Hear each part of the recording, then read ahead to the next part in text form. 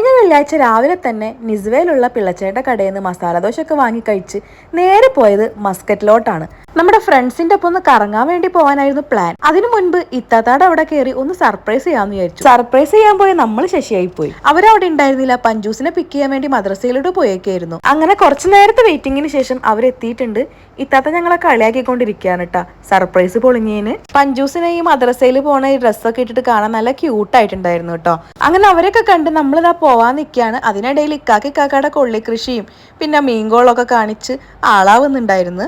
അങ്ങനെ അവിടെ നിന്ന് നമ്മൾ നേരെ പോയത് നമ്മുടെ ഫ്രണ്ട്സിന്റെ റൂമിലോട്ടാണ്. നോമ്പ് തുറക്കലിനായിരുന്നു അവസാനമായിട്ട് കണ്ടിരുന്നത്. കുറെ നാളുകൾക്ക് ശേഷം കുറെ കാലത്തെ പ്ലാനിങ് ആയിരുന്നു ഈ ഒരു കൂടല്.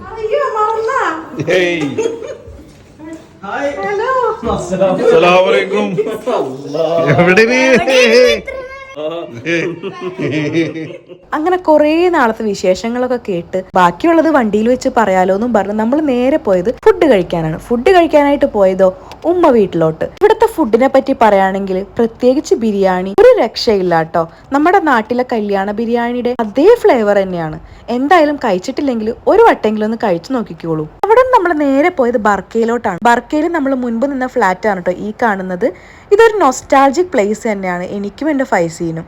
അങ്ങനെ നമ്മൾ പോയത് സവാദി ബീച്ചിലോട്ടാണ്. ഈ ബീച്ച് എന്റെ ഒരു ഫേവറേറ്റ് ബീച്ചാണ്. ഞാൻ മുമ്പ് ഇവിടെ ബർക്കയിലായിരുന്നപ്പോ പോയിട്ടൊക്കെ ഉള്ളതാണ്. കുറെ നാളുകൾക്ക് ശേഷമാണ് കേട്ടോ ഇവിടേക്ക് എത്തിയത്. അങ്ങനെ നമ്മൾ ഇവിടെ നിന്ന് കുറെ വീഡിയോസും ഫോട്ടോസും ഒക്കെ എടുത്തേ.